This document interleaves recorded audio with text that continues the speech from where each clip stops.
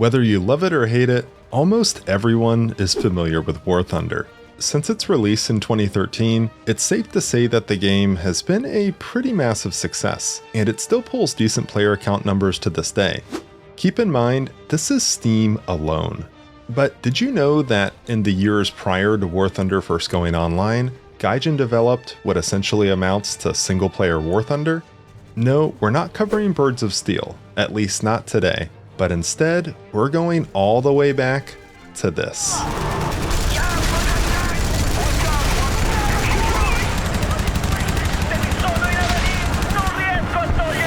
IL-2 Sturmovik, Birds of Prey, the first flight game ever developed by Gaijin. Released in 2009 for the PlayStation 3, Xbox 360, PSP, DS, and PC, at first glance, you may just assume this is another entry belonging to the IL-2 Sturmovik series of games, which has been ongoing since the early 2000s. I know initially, that's what I thought I was getting myself into. Something that would blend the realism of IL-2 with the accessibility and ease of entry of console arcade flight sims. Honestly, I didn't even realize this was developed by Gaijin, that is, until I booted up the game for the first time and saw the infamous snail. So what actually is this game? If I had to give a TLDR, I'd say, imagine War Thunder. Now, imagine playing a super early build of it while being restricted to just a controller. Throw in a single-player campaign, plus some additional missions to play through, and a basic online multiplayer mode, and you've got IL-2 Birds of Prey. So much of this game, from the look and feel of aircraft, to flight models, damage models, and UI elements, are directly comparable to even modern War Thunder. But before we move on to covering what all the game offers, I want to address what was probably my biggest concern when starting: the controls. I've played a good amount of War Thunder in my day. Most of it was like 10 years ago, but still, I did put a good chunk of time into it. One thing though that I never tried was playing with a controller. Frankly, the idea of that, yeah, I don't know how people do it, and I don't want to try. I'm happy to report though that this actually plays pretty well on the controller. Is it as precise as mouse aim? Absolutely not. Was it a bit awkward at first? Definitely. But after a bit of time, the controls in the game actually started to feel pretty good. I think playing with an actual joystick, which the game does support, would be superior, but the pickup and playability from the controller, particularly in the arcade flight model, was much better than I anticipated. And I found that after completing the game's basic tutorials, I had a pretty solid grasp on its feel. I was ready to tackle the main campaign. Campaign mode is comprised of 20 missions and is broken down into different battles that took place during the war.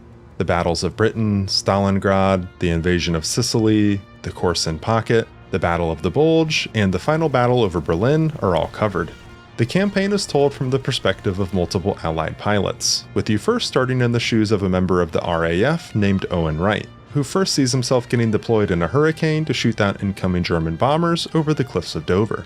After successfully intercepting all the bombers, you get your first little bit of in-game narration. An extract from the diary of Owen Wright, July the 10th, 1940. They called me up today. I was so excited to be finally fighting for my beloved Britain, I forgot my lucky scarf. The Nazis' air force is even greater than I imagined from the French reports. I've never seen so many planes in the sky at once. It was exhilarating, but also terribly scary. My fellow RAF pilots saved me on more than one occasion, I'm thankful they did. What did my poor mother say if I was shot down on my maiden wartime flight? It doesn't look as though the Huns will stop their relentless onslaught. So hopefully I've done enough to prove my worth and get called up again by Corporal Tuck. I must remember to take my scarf. I have a feeling I'll need it next time. These bits of voice acting persist throughout the entirety of the campaign. You complete a mission, and then hear a summary of it in this sort of diary log style format. The same narrator covers all of them. An extract from the diary of Andrew Danilov, August the 23rd, 1942. German forces are getting closer to Stalingrad all the time. They shall not pass, not on my watch. I gathered my best crew and we took up the I-16s. They may be old, but they'll still outmaneuver our Messerschmitts anytime. It was impossible to say how many Messerschmitts flooded the sky. But one by one, we shut them down in the longest and toughest battle of my career. I can't remember ever being so physically exhausted in a cockpit. To make matters worse, after disposing of the 109s, the Heinkels arrived. By this time, I was surviving on adrenaline alone. Although we couldn't possibly defeat them all, we sent the survivors back to base with their Nazi tails between their legs. We don't have such luxuries as a hot bath, but my head will be glad of a dirty pillow tonight. As you finish the major battles, there's further narration that's presented over real World War II footage. June the 22nd, 1941, Germany began Operation Barbarossa, a large-scale invasion of the Soviet Union. The Red Army suffered catastrophic losses in the first days of conflict. During the next few months, the Red Army would be in a constant retreat. The Wehrmacht would quickly take over the recent Soviet acquisitions in the Baltic and western Ukraine and move deeper into Moldavia, Belarusia, the rest of Ukraine, and large portions of European Russia. Leningrad, Russia's second largest city, was surrounded. Germany was advancing on all fronts and getting dangerously close to Moscow itself. By winter, things began to change. Russian resistance finally stiffens, aided by the harshest Russian winter in decades. The German war machine falters and rolls back. A year after the invasion, the war had taken a terrible toll on the Soviet Union. Millions of people had been killed or enslaved. Countless villages, towns, and cities lay in ruins. Germany begins yet another summer offensive. But this time, Russia is better prepared. The city of Stalingrad is about to be the stage of one of history's most brutal battles. The Red Army will not give up the city easily. The Soviet 62nd Army is given the task of stopping the German invaders. Our cause is just. The enemy will be crushed. Victory will be ours. As far as gameplay in the campaign goes, most levels find themselves broken up into either air-to-air or air-to-ground missions, with some featuring a little bit of both. As far as aircraft are concerned, you'll find yourself piloting some of the war's most iconic ones. The Hurricane, Spitfire, I-16, P-51, Yak, LA-7, and of course, the IL-2 and more are all featured. I thought that mission and level pacing was really well done, with you essentially being thrown right into the middle of the action as soon as the mission begins. And because of this, on average, I'd say missions probably take somewhere around 8 to 12 minutes to complete, although this is going to depend heavily on how you set up your missions. Because by default, you can essentially respawn as many times as necessary when you die. You can restrict this, as well as adjust between the arcade, realistic, and simulator flight models pre-mission though, if you'd like, which we'll cover the flight models a bit later on. I didn't touch these settings during my own playthrough, but I didn't really find difficulty to be much of an issue. I think there were maybe 1 or 2 missions where I died a couple of times, which can impact the score you get at the end of missions, but for the most part, missions weren't extremely challenging. And that's not just because the damage model allows you to take insane amounts of damage. You're not incredibly durable like in a lot of arcade flight sims. It's just that I found myself being able to avoid being hit by enemy fire most of the time. If you do get hit though, you're definitely in for a world of hurt because enemy planes can and will wreck you if they get the opportunity. Best to just avoid that. It's also worth noting too that there are a couple of times where you get the option to make choices mid-mission via the D-pad. Here's my favorite example.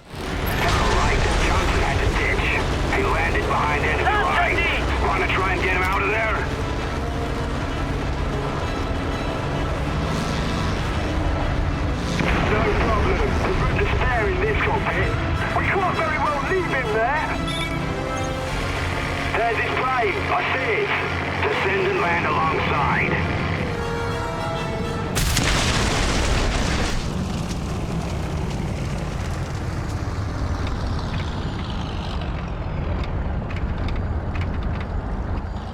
Perfect. Now I've got 2 Johnsons in my cockpit. Come on. Overall, the campaign was solid. It doesn't overstay its welcome at all with its relatively short runtime, and it has a nice balance of air and ground targets to shoot at, all while flying some of your favorite aircraft. Before we move on to gameplay, I'm excited to announce our continued partnership with Apex Gaming PCs. With custom-built PCs available in different configurations at various price points, they're sure to have an option for any gamer out there, especially when you factor in their affordable and flexible financing options. Whether you're on a budget and opting for the entry-grade Apex Bronze, or looking to dominate your competition with the Streamer Plus, you can rest easy knowing that your investment is protected by the Apex Standard 2-year parts and lifetime labor warranty. For a limited time, you can use my 3% discount code JARBO at checkout when purchasing. See link in the video description below. Alright, back to the video. Okay, let's talk gameplay. I'll start off by saying that when it comes to the realm of Warbirds arcade flight sims on consoles, even on arcade mode, this really blows everything else out of the water when it comes to flight model. As much as I love titles like Secret Weapons Over Normandy and Blazing Angels, they do lack a certain level of realism. Which, don't get me wrong, that's perfectly fine. Those games aren't trying to be simulators, and they're probably better off for it anyways. But IL-2 Birds of Prey strikes a real nice balance of being much more realistic than your typical arcade flight game, but at the same time, not going so overboard that it becomes difficult or a chore to play. Shooting enemies down is satisfying, despite there seeming to be a tiny bit of auto-aim that occurs at times, and taking out ground or sea targets, whether it's with rockets or bombs, is equally fulfilling. Now, what I just said applies to the arcade difficulty, but what about the realistic or simulator ones? These are both accessible via completing their respective tutorials, and I gotta say, I'm honestly not the biggest fan of their implementations here, which goes against how I feel about these in the War Thunder we know today, where I almost exclusively played with the realistic flight model. I think a lot of this boils down to the controls, since here we're not playing with mouse aim and the assistance of the quote-unquote virtual instructor.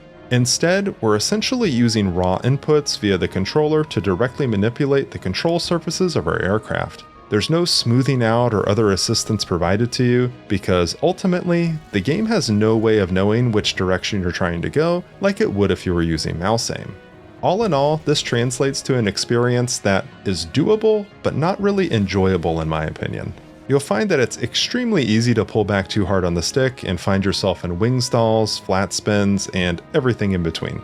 I have no doubt that this would be alleviated if you were playing with a dedicated flight stick, which would give you much more precise control, but on a controller, I just found it to not be as fun for me. And as far as the full sim flight model goes, yeah, I didn't even get past the tutorial. Being restricted to first person only, needing to worry about trim and everything else that comes with full sim, is just not an experience I'm really interested in with a controller. Setting aside control issues though, I actually greatly prefer the flight model present in realistic mode. Speeds, climb rates, damage models, and more all tend to be, you guessed it, more realistic. And I've actually had quite a bit of fun just dueling the CPU in this flight mode. But for the actual missions, I'll stick to arcade for now.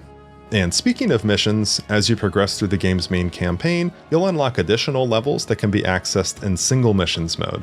Just like the campaign, these are broken down by battle. There's a surprising amount of them available, and it actually adds a good bit of content to the game. So if you haven't gotten your fill by the end of the campaign, these will keep you busy for quite some time. I haven't completed all of them yet myself, but I have found that some of them unlock additional aircraft, so these do appear to be worth doing so that you can have more aircraft at your disposal for the game's free flight mode, which this mode is actually called training, but really what it lets you do is configure duels against opponents. You can set the map, time of day, weather, altitude, enemies, etc. And most importantly, this is where you can choose your own aircraft and try out all those Axis planes or any others that you've unlocked. Before we conclude, I want to touch on presentation.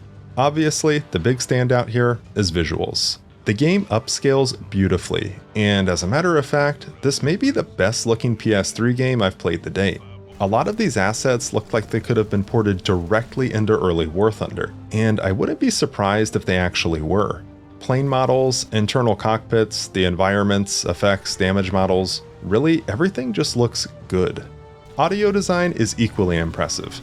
Firing weapons feels like firing weapons.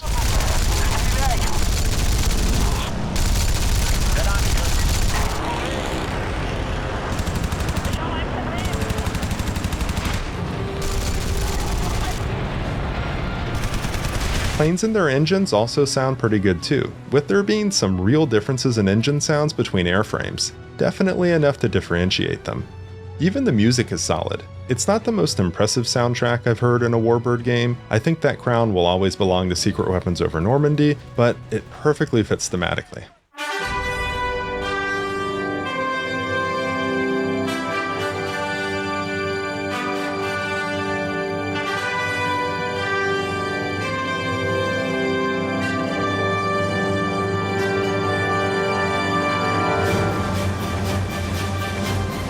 I gotta say, IL-2 Birds of Prey surprised me. For being Gaijin's first ever developed flight game, they really laid down a solid foundation for releases to come, while at the same time delivering something that can stand, even just on its own, as a solid entry. If War Thunder had never existed and this was just a one-off title made by some unknown company, I still would have been really impressed with it. It's a super solid, I don't know what I should call it, flight sim light arcade-like experience. 100% worth checking out in my opinion. Let me know your thoughts on Birds of Prey down below, and if you'd be interested in seeing coverage of Birds of Steel in the future. As always, thanks for watching. Until next time.